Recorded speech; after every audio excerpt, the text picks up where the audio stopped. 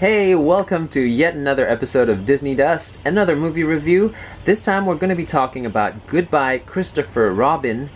I know you can hear the birds in my neighborhood. They're pretty excited about it.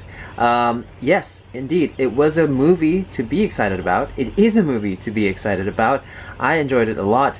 Let's get into some details before we get into some spoilers. First up, also, this is not a Disney movie, but I felt that because Winnie the Pooh is so synonymous with Disney, I just had to include this in my channel. So, Goodbye Christopher Robin is a movie about A.A. Milne, who is the author of Winnie the Pooh.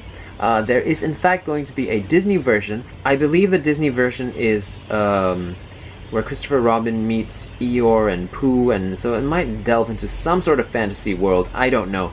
But this one is more true to life, truer to the accounts of his actual story. Much like Saving Mr. Banks. The movie was beautifully crafted and so layered, and the pacing was just right for everything to be fleshed out. Unlike what some reviews say, where it's slow-paced and, I don't know, maybe these people just didn't catch these layers. But it brings so much insight into the life of an author who brought so much joy to children and families back then, and even now. And this is definitely one for Pooh fans. The story follows A.A. Milne, also known as Alan Alexander Milne. Now, aptly so, there's a plane flying in the background. It follows his term, or rather right after his term serving World War in the Army as an officer. He goes on to write some more, and is, a famous, successful playwright. But he's also under pressure to write his next work. And what he wants this work to be is a piece against war, to which his wife says is impossible. Anyhow, he has a son, Christopher Robin, and eventually they decide to move to a country home in Sussex. Meanwhile, Alan is suffering from post-traumatic stress disorder from serving his time in World War I. So he has flashbacks to bombs and things like that. So he suffers from lack of inspiration because of that. And not until a special turn of events, a coincidental maybe, that he is forced to spend time with Christopher Robin. So his wife leaves, the maid has to go to take care of her ailing father, and this is when he gets his inspiration back. I really enjoyed the powerful scenes where Alan starts to heal because of the time spent with Christopher Robin in the woods, and just make-believing, with Pooh, the bear, and Eeyore, and it's because of that he also comes up with a story idea to write, to give hope again to children. And he wrote the story for everyone, not just Christopher Robin. But in doing so, Christopher Robin loses, in some ways, his childhood, because the story gets mass-produced, it's picked up by everyone and loved by everyone, and because Christopher Robin is in the story, he becomes a celebrity.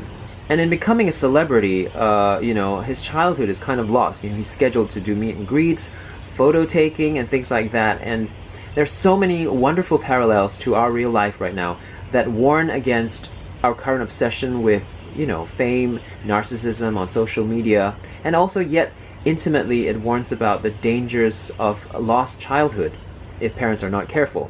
Another wonderful parallel, and this, of course there's spoilers coming out now, towards the end, is the fact that Christopher Robin ends up himself going to war like his father, and so in some ways he now understands what his father's gone through, but yet he sees something different, which redeems both father and son, actually, this episode. For Alan, who has griped so much that he's fought the war for nothing, well, he's finally penned a book that gives hope to all these soldiers who know his stories and poems by heart, and something that his wife never thought possible. So that's redemption. Also for Christopher Robin, who discovers his army mates, treasure his dad's words so much, the sacrifice of his childhood is not in vain anymore. So that's kind of a beautiful tie-up. The wife, Daphne Milne, who's played by Margot Robbie, who also played Harley Quinn in Suicide Squad, was written in a very two-dimensional way, I thought. But my suspicion is that she probably was a more disagreeable character, and in order to tone her down and to be more likable, they just kind of made her less disagreeable, and the result was that she just ended up being a one-dimensional character. All in all, I would give this movie a 9 out of 10. I really liked it. It sits there on the shelf with Saving Mr. Banks, maybe just slightly under, but my love for Pooh has grown so much. The layers and the themes were just amazing. I would watch this again and again and again. When you read Pooh books now, I bet there's just going to be so much more context to things. Also, of course, if you watch the movie, you realize that the toys are now the New York Public Library, which I've seen myself. But now it's, there's just so much more meaning now when you look at the toys. I at first actually thought they were a little drab looking, and I was like, that's it.